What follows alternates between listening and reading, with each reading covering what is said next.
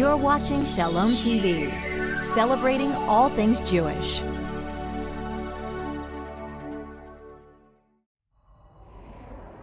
Jewish Education in Media is pleased to present L'Chaim, a program that highlights the people, issues, and events of importance to the Jewish community. Now here is your host, Rabbi Mark Golub. From the offices of the B'nai Zion Foundation in New York, I'm Mark Golub, and I have a wonderful opportunity again to meet with two individuals who bring both intellect and passion to bear anytime they talk about the Jewish tradition. You've met them before when we talked about Eshet Chayil, the woman of valor, the passage from Proverbs 31, and we broadcast that for Mother's Day. I am pleased to welcome them both back again, this time to talk about the 10 Commandments, especially as we're about to celebrate the holiday of Shavuot. It's my pleasure to welcome Rabbi Jeffrey Segelman, who for the past 25 years has served as the rabbi of the Westchester Jewish Center, a conservative synagogue in Mamaroneck, New York. Thank you again for joining us. Thank you for having me back. And I'm so glad to welcome back Sara Esther Crispe, a professional writer and the creator and editor of the woman's site www.thejewishwoman.org. Sara is also the editor of the Society and Living section of the Chabad website at www.chabad.org, which is the largest Jewish website today. Thank you, Sara, for joining us again. Thank you. Both of you just were a hit the last time, and you were a hit from me, and I appreciate it very, very much. And so I thank Mark Perlman for once again bringing the three of us together, this time to talk about, and you'll tell me if you agree or disagree, I think one of the most misunderstood features of the Jewish tradition is what's called the 10 Commandments. And it's interesting how you will often hear many Jews say, or many Americans say, I'm not very religious, but I follow the 10 Commandments. Mm-hmm. They don't know what the 10 Commandments include. They don't know it includes the Shabbat. They think it's just don't murder and don't kill and be nice to your wife. And I'm interested in hearing what you have to say about specifics in the 10 Commandments. And I want to begin just by asking, many people don't realize, Sara and Jeffrey, that the Jewish 10 Commandments are not the same as the Christian 10 Commandments. They do not start the same. And I want to make sure all of you understand that the first commandment for the Jewish tradition is not included among the 10 Commandments for the Christian tradition. And the first commandment is in English, I am the Lord thy God, I am Adonai your God, who brought you out of the land of Egypt to be your God. And for the Christian tradition, that's not one of the 10 Commandments at all. And for us, it's number one. And I want to just begin by asking each of you, when you hear people say, where's the commandment there? Or why is that the first commandment? There is no thou shalt or thou shalt not in our first commandment. I have my own answer, but I want to hear yours. Sara, what do you make of that as the first commandment of the 10 Commandments? I mean, I think you just said that's not a commandment, it's a statement, and yet that's what's overarching. And all of the other commandments end up reflecting back into the message that's inherent in the opening. And this idea, first of all, even beginning with the first word, Anochi, which is an Egyptian word, according to Midrash Tanchuma. It's not a Hebrew word, which is already a very, very powerful concept, because here it's saying, Anochi, Hashem Elokecha, I am the Lord your God, the one who took you out of Egypt. So the fact that God begins by speaking to us with an Egyptian word is already a very powerful statement about relatability, about the importance in communication of knowing who you're speaking to and making sure you're speaking that person's language. And at the time, the fact that he used an Egyptian word, that God used an Egyptian word, the Midrash says is because he wanted them to feel familiar with it. Exactly. And even though it says we kept our language, we had been slaves. And this slave mentality, this idea of being stuck in Egypt, and that we would relate and respond most quickly to Egyptian, is that there is a complete understanding. I am connecting to you. I know where you've been. I know where you're at. I know what you're going through. I know what your state of mind is, and I get it. I'm totally connecting with you on your level. I'm going to continue in Hebrew, but I'm going to get your attention in Egyptian. That's very beautiful. You know, and that idea that beginning with that and then continuing even that every single one of us, implied in the statement, goes through Egypt. No one escapes Egypt. You know, it's not that we were in Egypt and that doesn't relate to us, but that Egypt is not only a physical place, obviously, but a state of mind. And even Beit Avadim, from the house of slavery, we actually felt at home in a certain way as slaves, and that we can get stuck in a slave mentality where we feel trapped or we feel that we're not able to make the step out and get free, and that he's beginning by relating to us, comforting to us, and letting us know, I'm here for you. I know you're in Egypt. No one escapes Egypt. We will all go through a period of Egypt in our lives. And Egypt, you know, Mitzrayim, from the root Meitzar, constrictedness and limitation, that we all have this part that we go through in our individual lives and as a collective whole, and that he's going to take us out. We're not abandoned when we're enslaved. We're not stuck. And, you know, as slaves, we don't have a voice. Slaves don't speak. They don't have their own voice. And this is our first time learning how to communicate, learning how to share our own voice and assert, you know, who we are in our individuality. So I think it's like a beautiful introduction. It is a statement. It's not a commandment, but it's a statement of relatability, of comfort, of acceptance, of acknowledgement, and also reminding us that he's the one that put us there in the first place. He knows we're there, and he's going to be the one that takes us out, and that it's part of the process. We can't appreciate freedom if we don't understand what slavery is. That's very beautiful. Yeah. Jeffrey, you in the first commandment. Two things. First, I think even though it's not a commandment, we as Jews read a commandment into it. Absolutely. Which to believe in God. But God can't command belief. That's right. Belief can't be commanded, even by God. You can command me what to do, you can command me what not to do, but you can't command what to think. And so the best that God can do is say, this is why I want you to believe in me. I am the Lord your God who brought you out of Egypt. That's almost a plea to believe in me rather than a command which can't be done. And it also speaks to why those words. Why not, I am the Lord your God who created heaven and earth, which is way bigger and cooler than, you know, redeeming us from Egypt. But it's not about power. I don't want you to believe in me because I'm powerful. I want you to believe in me because I love you. Relationship, as Sarah said. Right. I've redeemed you because I want to be in relationship with you, and I need for you to believe in me. I can't command you to do it, but I can tell you why you should. But I find both of what you said very, very beautiful. And for me, there's another midrash I want to add, and I want to see whether you like it as well. You know, first of all, we call them the Ten Commandments in English. They're not called the Ten Commandments in Hebrew. What are they? Sarah Dibrot, the 10 Dibrot statements. Yes, isn't that interesting, by the way? Well, there's even, it reads literally Devarim. Yes, so, but wait, let's spend one moment on that, because again, I think it's interesting for viewers to understand this. They're not called the Ten Commandments in Judaism. By the way, if you say to most Jews, how many commandments are they? The instinctive answer is 10. It's not 10 in Judaism, it's 613. 613. Right. The 10 Commandments are all capital crimes. They're the most serious, but the Jewish tradition sees commandments in a much larger sense than just 10. And then lo and behold, they're not included formally in any formal liturgical statement. And they're called Aseret Dibrot statements. What do you make of the fact that they're not called mitzvot, but they're called Dibrot?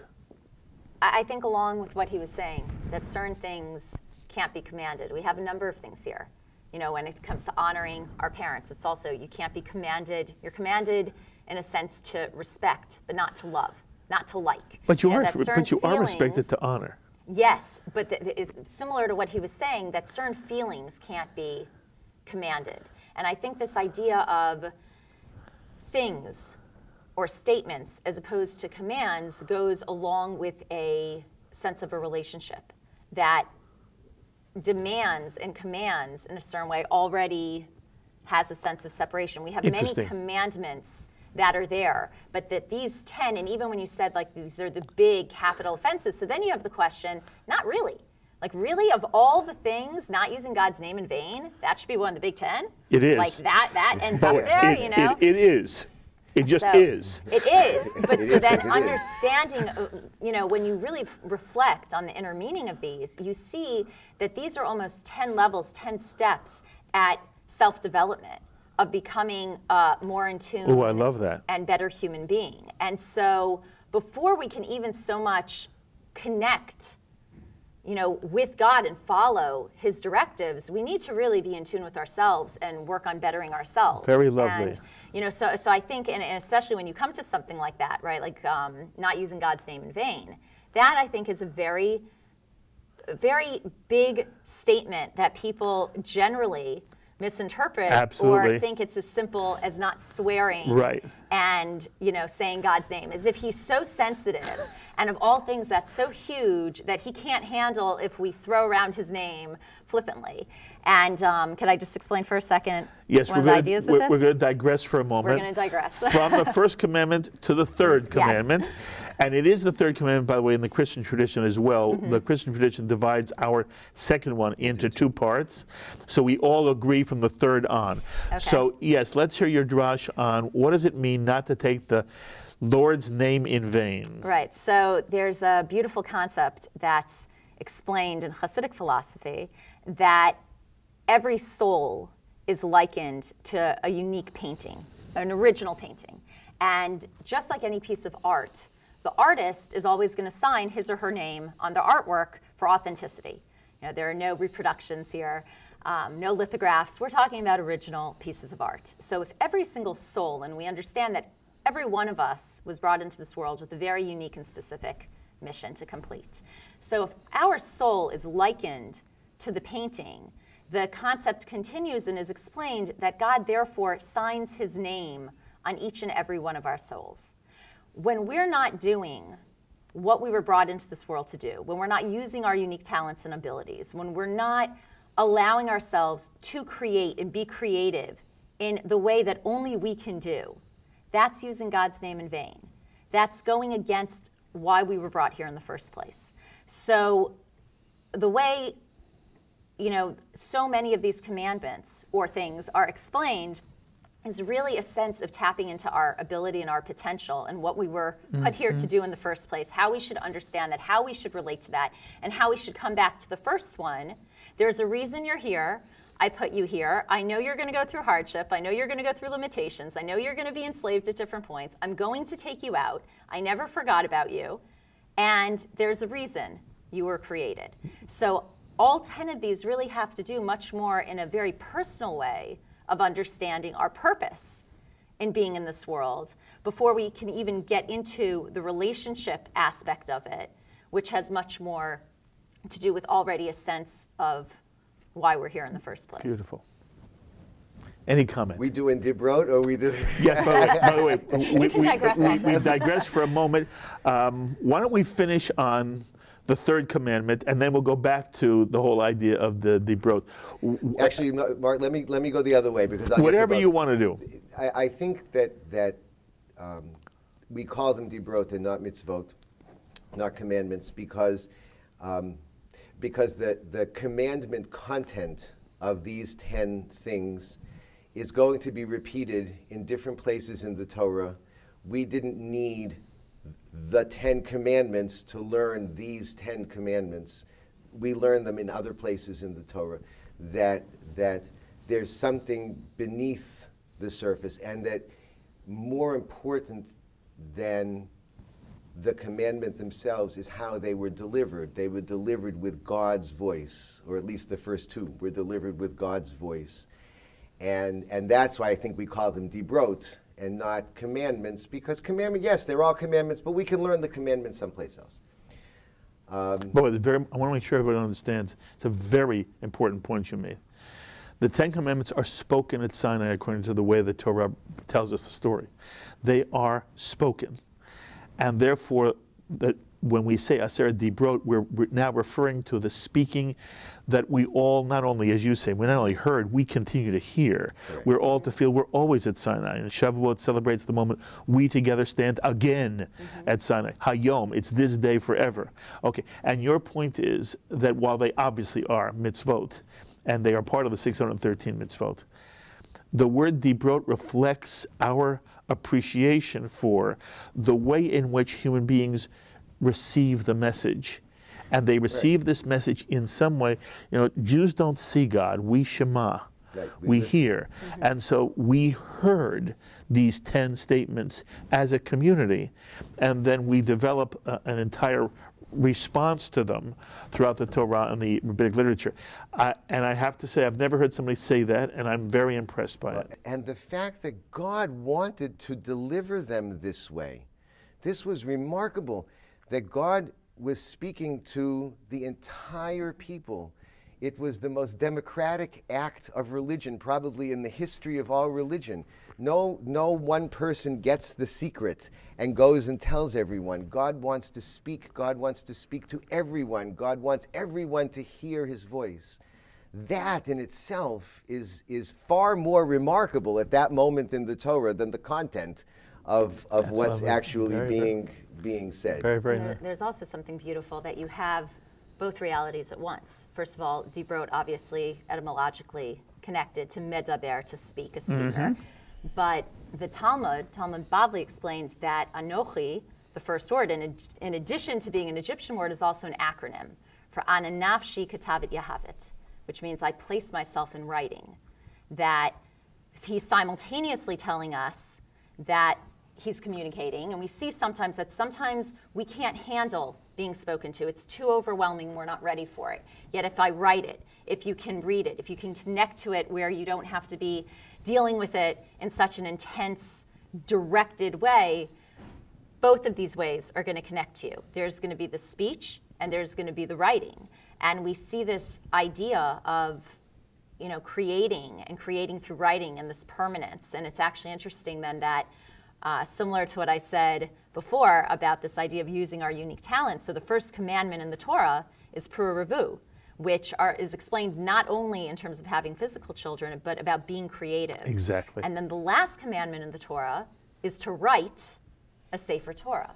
So we have this idea of almost like creative writing, that the whole purpose is to use our unique talents and create them in a way that they're everlasting. Writing is something that's everlasting. When we speak, if somebody wasn't here, well, they didn't hear it.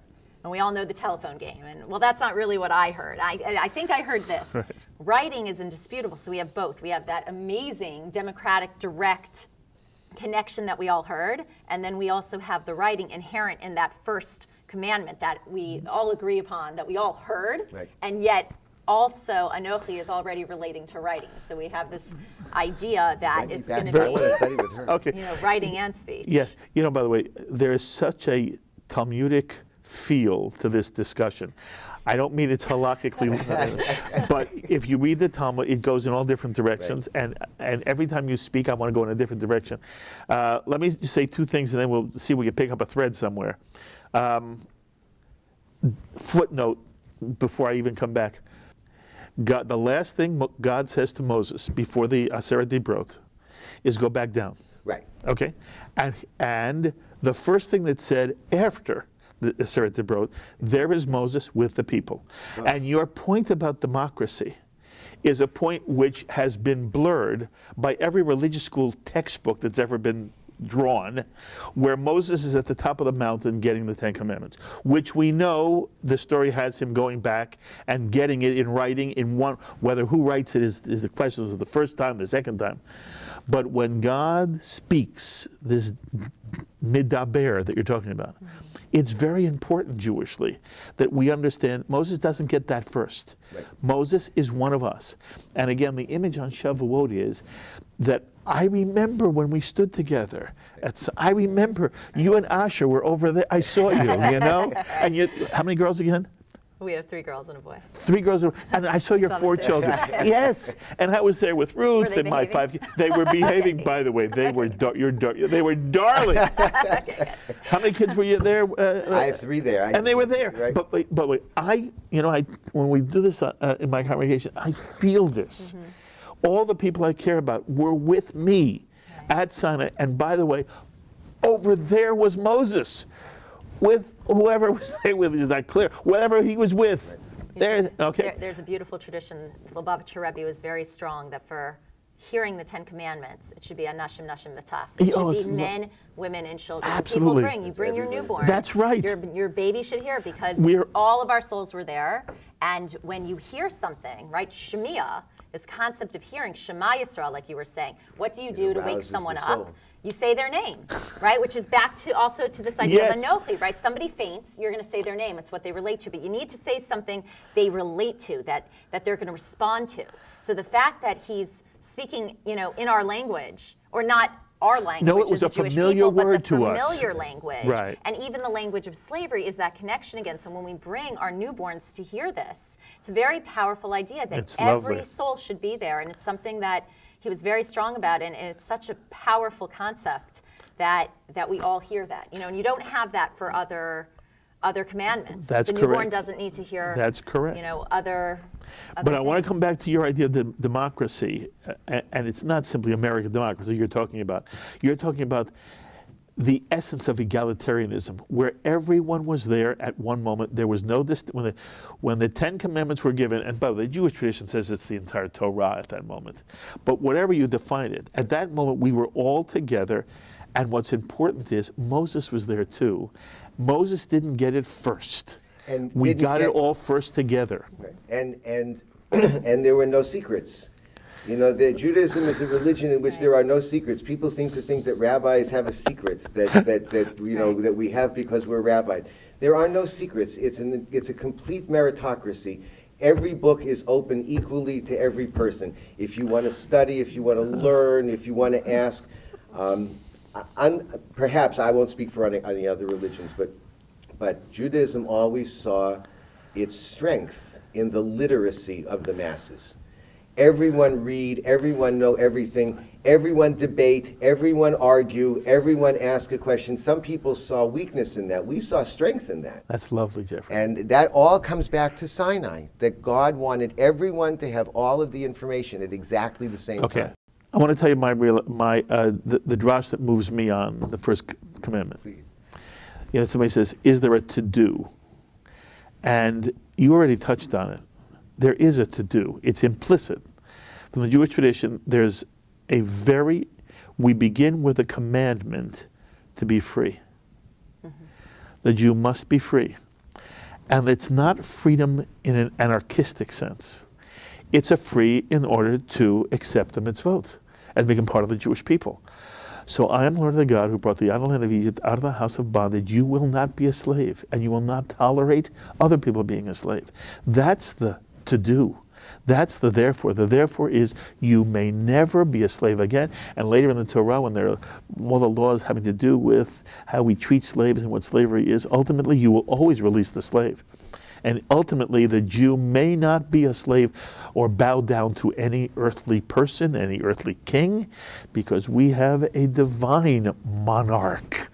And that this is represented by the Torah. So when people say to me, I don't hear a to-do in there, for me the to-do is the Jewish tradition is adamant.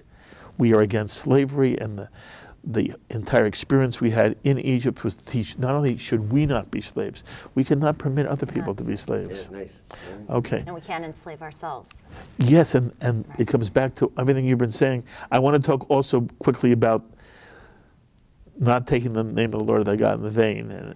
And for me, in the Talmud there's a discussion of what does it mean to recite a prayer in vain. Mm-hmm. And a prayer in vain occurs when you basically ask God for a miracle. When the fire truck passes by and you say, dear God, make it not be my house. And the Talmud teaches us when the fire truck goes by, it already is your house or not your house. And you can't ask God to change nature. when a woman is pregnant, you can't say, "Dear God, make it be a boy." You can, though, no, you may you not. have a time period Excuse in me, which you can cannot. die. You cannot tell God, The first change. 40 days you can cannot pray. tell. No, you can't. The first 40 days of the pregnancy, you're allowed to daven for the sex of the baby. I'm sorry, it either is or is not, and you and I understand the moment that egg and that sperm join, it's a boy or it's a girl, and the rabbis are teaching something about. The rabbis are teaching them bigger. And the bigger is that you don't ask for miracles. That ultimately we live in a world in which God has set up this extraordinary way in which nature behaves, and that our job is to be as creative as possible. And I'm picking up on what you said, because I think you're 1,000% right, and I wish Jews understood what you said. Our job is to be as creative as possible, to be the partners of God now in the rest of creation, to improve everything that exists in this world, beginning with ourselves. And that ultimately there is a set of rules that God plays by, and that you can't ask God to take a fire off a house where it already is firing, and whether it's the first 40 days or not, when a child's sex is determined, you can't say to God, change the sex of a child. And that's a concept. The example of the fire or the child is not nearly as important as the notion that while we do try to have a relationship with the ultimate in this universe, the Yud He Vav He of the existence, it's not, Jews aren't into magic. But I was going to throw in my 2 cents on the third commandment too. So, as we said earlier, the good thing about Midrash is you can find any, right? Right, and nothing is mutually exclusive. That is correct.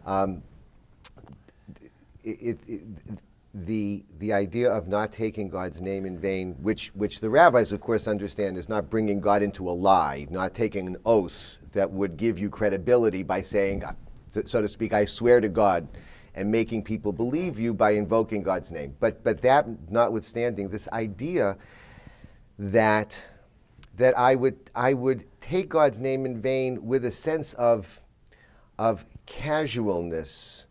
You know, even I guess I'm thinking this week, we're reading in the Torah this week, you know, don't take me casually, in the Hebrew, the keri, in the tochacha of this week. Don't treat me casually. Don't treat me like happenstance. Take me seriously. And one of the worst things that a Jew can do is to not take God seriously. It doesn't mean you have to obey God. It doesn't mean you have to do everything. There's a difference between not being able to obey. If I can't do something, then I can't do it. But that doesn't mean that it's stupid, or God is antiquated, or God didn't know what he was talking about. It's important in this third commandment, don't take my name in vain. Don't take me anything but seriously. You don't have to do everything that I say. People are imperfect. You'll only be able to do what you can do, though you should try to do the best you can.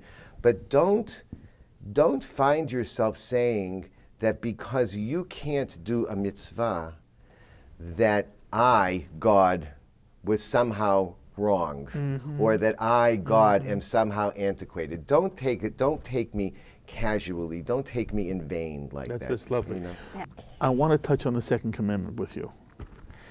Everybody understands, by the way, it's written so interestingly, and it depends on whether you're studying it now in a Jewish context or in the anthropology department of Columbia University. It says, you shall have no other gods before me.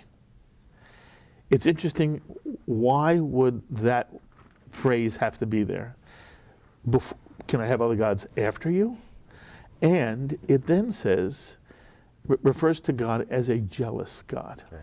I think that's the most beautiful line in the entire Torah. By the way, I want to hear you talk about it, because for me, there's something very problematic about it, especially if one thinks that God means it in any sense, literally, that God should be, but what God is in the context of the statement is, he's jealous of other gods. Yeah. Okay, talk to me. God is madly in love. This is, going back to the first, why not heaven and earth? Why I took you out of Egypt? I love you. All of Judaism is about God's love. And so God starts by saying, please believe in me. I love you. I can't force you to love me back. Please believe. And then I have to tell you something. I love you, and part of love, even divine love, is jealousy. And that, it's not just that I'm jealous. The next verse says, and if you betray me, I will exact punishment on the 3rd and 4th generation, and I will bring reward to 1,000 generations. What he's saying is, if you betray me, don't expect me to act cool, calm, and collected and rationally. No lover, no betrayed lover does that. That's part of love. I will act jealously. Irrationally? Irrationally. God is saying that he will, God will act irrationally? God will act in love. God will act irrationally? As irrationally as love must be. You're saying to me, you believe the Jewish tradition says God acts irrationally. I am saying that God acts with complete love, which Irrationally. precludes rationality. God chose love over the perfection of rationality at creation. And that the imperfections of the world are part of that decision. And God will always act lovingly. But irrationally. Well, I don't know why you keep coming back to that. Because I can't believe you said it. But you can't have love and rationality. God isn't a person. Why not? Because the Jewish tradition teaches me that God is not a person. But God is echad. God is one. God is the other. God is Yud He Vav He, the energy of this entire universe. God doesn't. We talk about God as if God were a person because that's the language we use. But whether it's Maimonides or whether it's the Jewish tradition, we all understand it's all metaphor. Okay, it is not true. So that we can use the word person. irrational.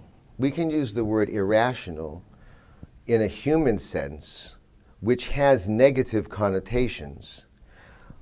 But that's only using human language, as you just said. Right. What we call irrational on a divine level may be perfectly normal.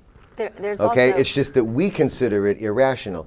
But the important thing is that that love has its own rules, and one can't be in love without being jealous, and that jealousy plays itself out in a certain manner. We can call it irrational. We could call it illogical.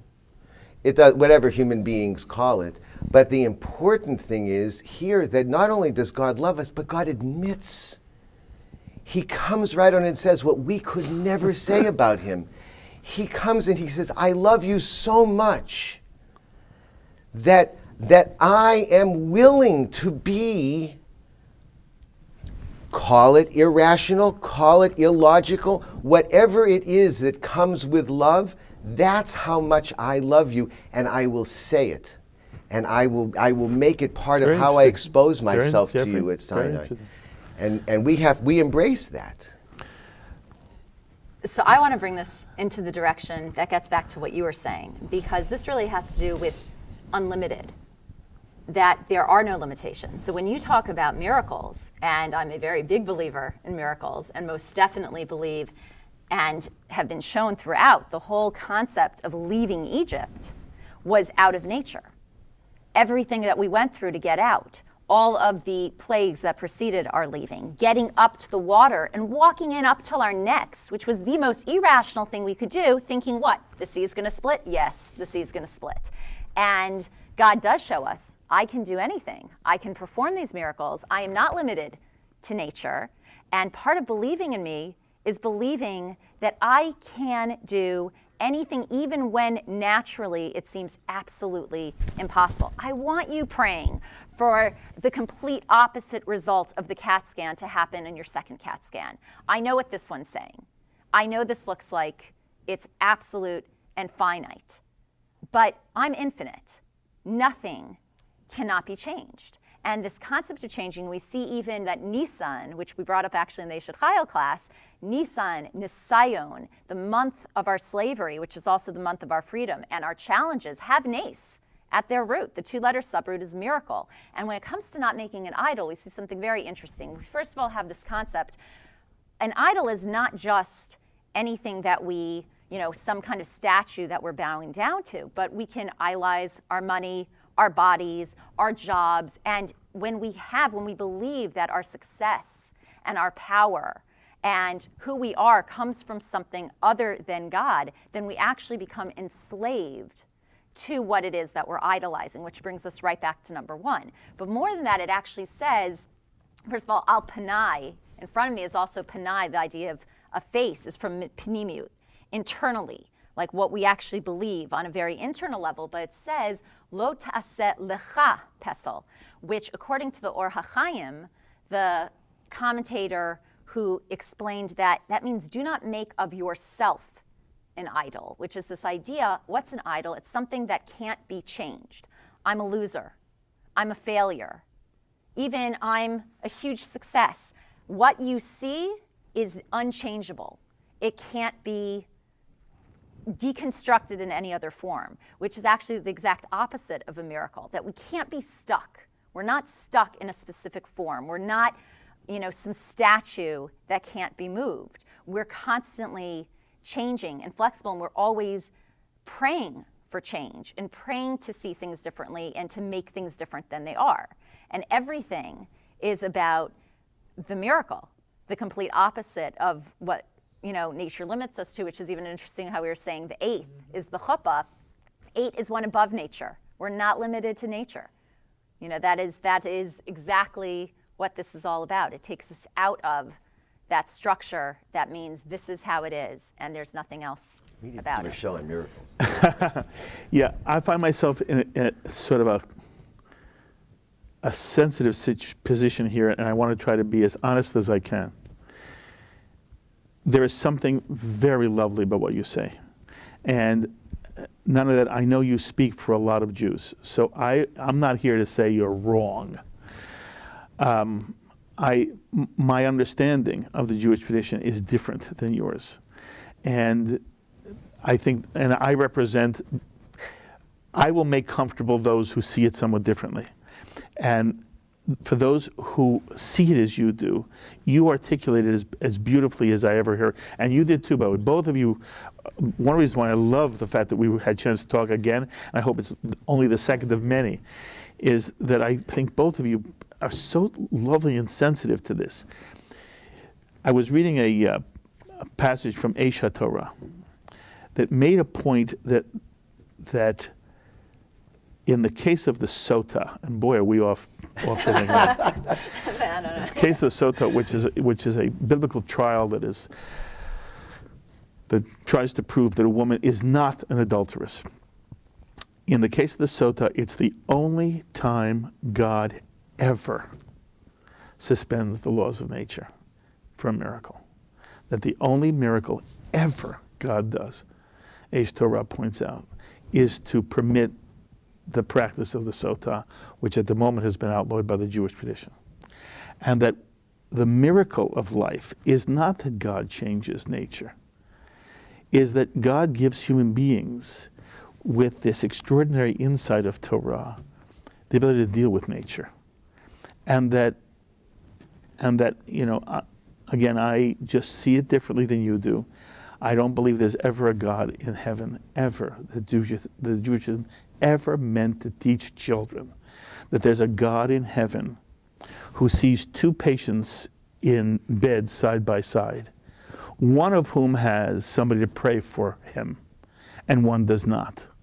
And that because somebody prays for somebody who is ill, God will favor that. Let me finish. Okay. That God will favor the person for whom people are praying and will not do the same for the person next door. And I have dealt with a lot of illness in my life, both personally and as a rabbi. And I'm guessing there's nobody who is free of that, and that you have many stories you could tell us, and you do too.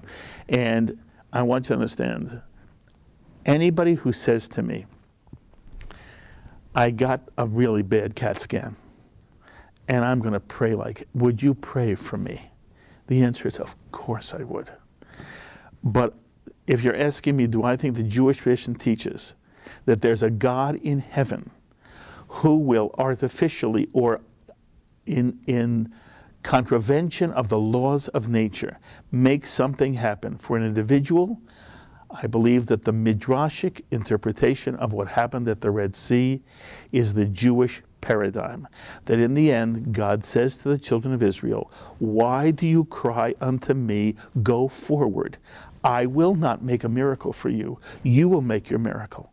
And so the Nachshon figure, who is this extraordinary paradigm of Jewish life, says, I'm not going to wait for God to do anything. I will move forward. And the question is always asked, what splits the Red Sea in the Jewish tradition? Is it God or is it Nachshon? And the answer is, it's together. That miracle is made by human beings moving forward. And God's role is that Nachshon had whatever it takes, this creativity that you're talking about, to go plunge into that Red Sea. And God's role is to say to Nachshon, yes, going forward is the right thing to do, even if you don't know how to swim. And the Midrash says, why does God say to Moses, stretch forth your rod? It's not to split the sea, it's to save Nachshon from drowning because he doesn't know how to swim. Now, that's a different view. It's not about one right and one wrong. Can I give and you I don't, so again, and I definitely wasn't implying. Yes, as viewers watch us, I don't want them to think Mark is saying you can't be a Jewish romantic. I believe in Jewish romance. Well, you were the one that said this whole idea of needing to have free choice. That's right. If we feel that no matter what we do, nothing changes, then we're really slaves again. That's right. We have to feel that, you know what? Whatever God determined here is going to happen. But I don't know what He determined, so I'm going to shake those heavens with all of my might. Okay, no, but until then we were together. Well, we don't know, right? And we don't want to be slaves. We don't want to split slaves. But it's not that Jews are to sit on the bank of the Red Sea and wait for God to some way suspend the laws of nature. And but that doesn't mean we don't beg for it. every event in the Torah is ultimately interpreted in the Midrash as an allegory. Every single miracle. Because the rabbis don't ever want people to believe that the world in which we live, which is the greatest gift of all, with a structure and a way it works, and then to find God through this is the extraordinary. I don't want people to think that the Jewish tradition teaches you are just here and God has made a plan for you, and no matter what you do, it's like when somebody says to me, you know, I see somebody hit a home run, and they'll come across home plate and they'll do something religious of a nature. And my answer is, if they're saying, I appreciate the gift I've been given to have the talent to be able to hit a fastball that's 97 miles an hour, a country mile, that's fine. But if they're saying, thank you, God, for helping me hit that home run, as opposed to the pitcher who just threw it 93 miles an hour, didn't get to strike me out that time. If you're saying God did it, as opposed to using all of the creativity in you to become as much as you possibly can in response to the fact that there is a command in this universe. Be free, be creative, be righteous, be just, be kind. Then I'm afraid that I don't want people to think that's what you're saying. And unfortunately, when you talk in the language of miracle, most people don't understand it with a Jewish ear. What they think is, we will manipulate God to do what we want Him to do for us, even if it means suspending the laws of nature. And the rabbinic principle of the world must always follow its natural course is an overriding Jewish principle. Right after you go from the commandment of not using God's name in vain, which we just explained as being creative. Then we have the commandment of Shabbos. Yes. And keeping Shabbat. Yes. And that is the suspension of nature in the sense It that is not the suspension of our nature. life, you say to somebody who is running a business, I want you to stop for 25 hours. But you are going to close your store Okay. and you're somehow going to make enough money. Why is that against the even laws of nature? Because if somebody is going to show you, this is what I bring in and this is what I make, and in order to survive and pay my rent and keep my customers, I need to be open 9 to 5, whatever my hours are, 7 days a week. And Shabbos is saying that whether it be Shabbos that we keep on a weekly basis or Shemitah that we keep every 7 years of don't touch your land, you know what? Guess what's going to happen on Shabbos? I'm going to take care of you. Guess what's going to happen on Shemitah? What you are going to do in your 6th year will carry you through your 6th year, your 7th year, and your 8th year. That's not nature. That is not the natural course of things. If every year what we do covers our year, if every day covers our day, then how do we cease? So it's an interesting thing because Shabbat is the idea that as much as you need to believe that you have something unique that only you can do and you need to be doing it and you change this world and you enhance this world and you are so very needed, then Shabbat comes around and says, stop. Guess what? You don't ultimately create, I create. And you can stop creation and you're going to see that the world's going to continue because this point, even though Shabbat is 1/7 of our week, it is the centermost point, the same way the first commandment carries through all 10. That's why we say in our prayers, Hayom Yom Rishon Shel Shabbat, Hayom Yom Sheni Shel Shabbat. Everything, today is the first day towards Shabbat, the second day towards Shabbat. That is our center. That is our reason for doing everything we do. That is our reason for being creative and recognizing there is this ultimate purpose, and that when I stop, if he is commanding me not to work, even though I think I need to in order to survive, he's going to take care of me because that is not logical and that is not nature, but that's what he's telling me I should do. I should stop even though everything else would be telling me I can't stop. Okay, but again, I love the drash you did. No, I love the way you teach Judaism, and even if I would teach it differently, it doesn't mean I don't appreciate it. I don't relate to it the way you do. I happen to think that the Jewish insight of Shabbat, the commandment of Shabbat, and we talked a little bit about this when we did Eshet Chayil, but the commandment that again talks about the democracy, that it applies to everything, and that the universe gets to rest, even as Heschel says, the fire of righteous indignation does not burn on Shabbat. One day you don't have to worry about improving everything in the world and saving every slave. You get a day to rest even from that. I don't find that to be in any way against nature. I find that to be a fulfillment of what God meant when God created the world in 6 days and rested on the 7th day. That in essence, that is part of what the universe is meant to be. Not in some way transcending the nature. So for me, it's not about, again, it's not about the miracle of life is life itself. You know, the miracle of the burning bush, the Midrash says, is that it burned from day one, and the miracle was, when did somebody see it? Not when did it start to burn. And that the entire world is aflame with burning bushes. When do we see those bushes? So I'm not disagreeing. I'm putting the emphasis in a different way than you do.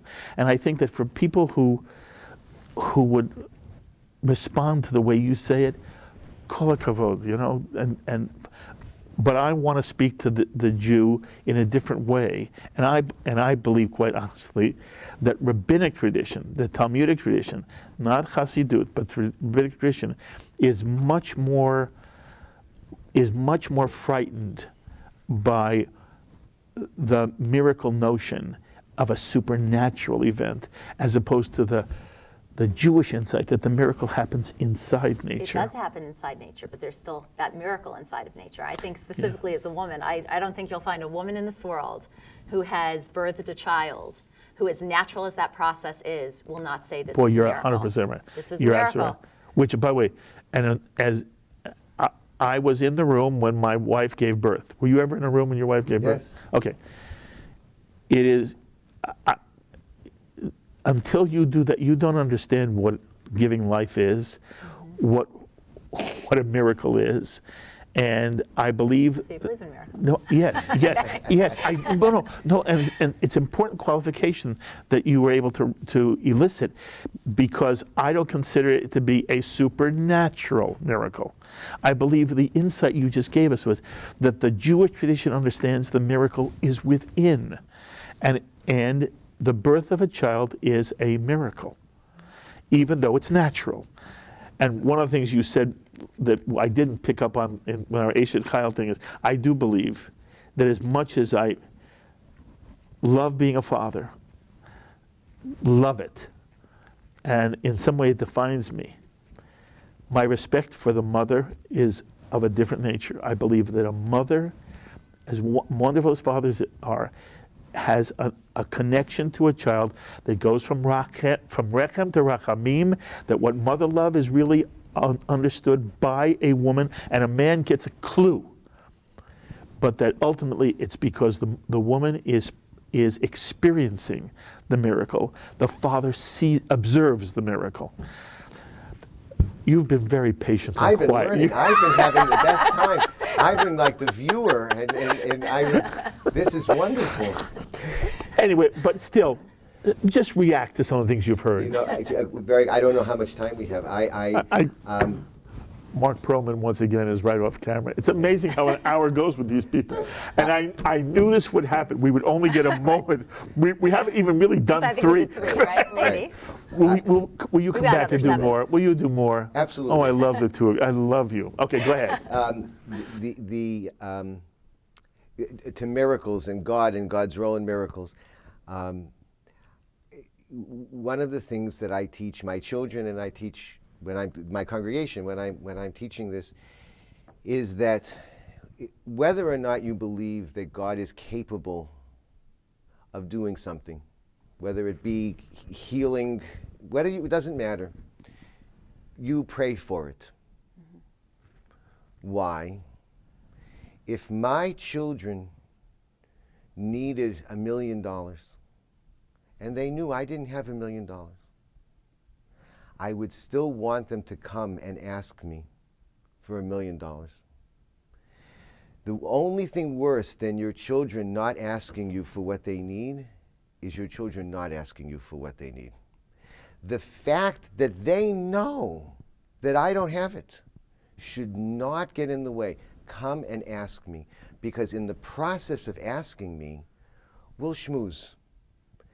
And maybe I can't give you the $1 million, but maybe in the process of the conversation that will ensue, we will discover something that will help.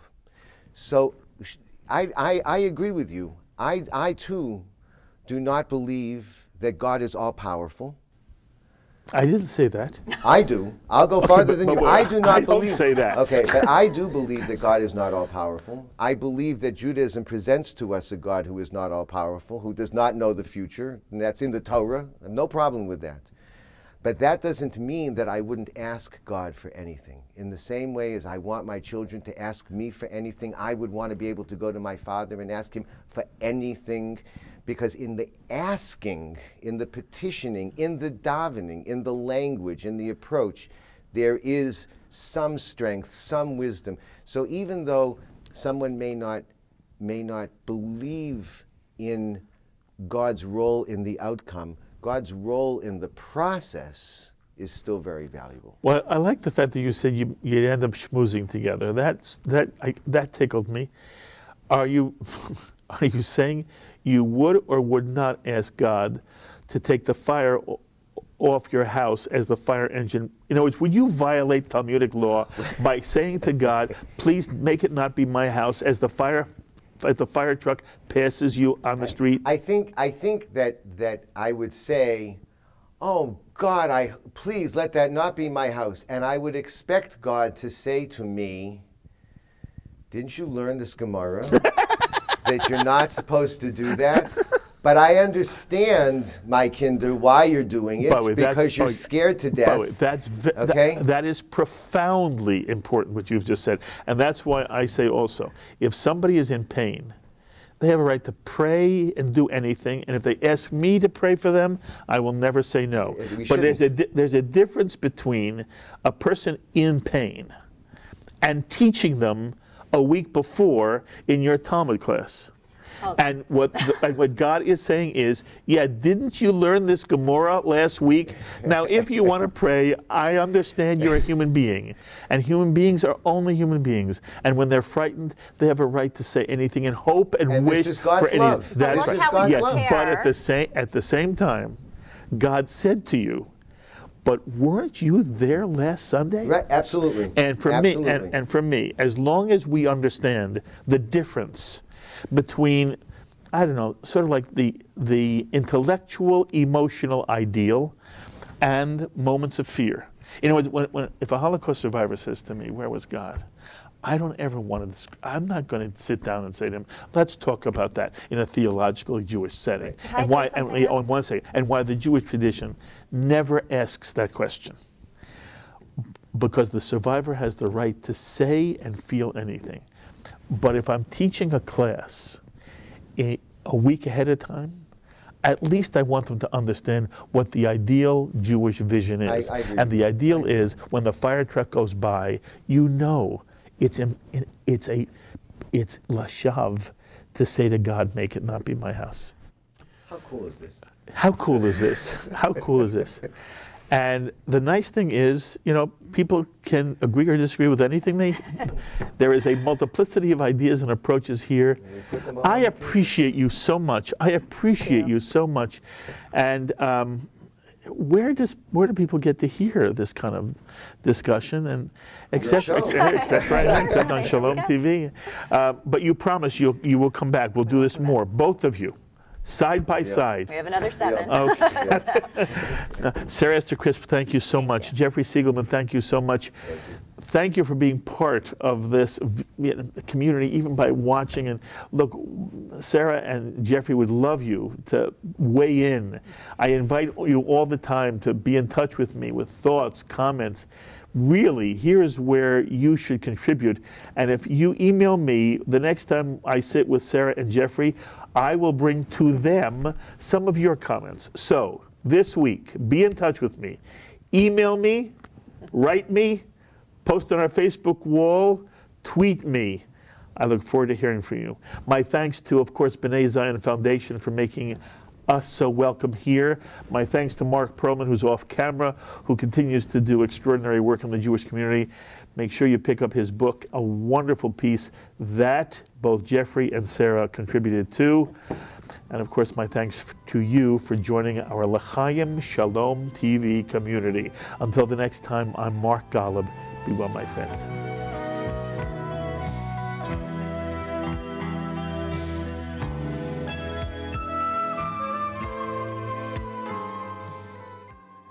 We would be pleased to send a complimentary DVD of this program to anyone who wishes to support Shalom TV with a tax-deductible gift of $36, double chai or more, to the nonprofit organization Jewish Education in Media. Simply visit the Shalom TV website homepage and click on the Donate button to make a donation by PayPal or your credit card. And please indicate the program for which you would like a DVD. Or you can send your tax-deductible check made out to GEM, Post Office Box 180, Riverdale Station, Bronx, New York, 10471. And again, please remember to indicate which program you would like to receive on DVD with our compliments. And we thank you for your kind support. L'chaim is a presentation of Jewish Education in Media.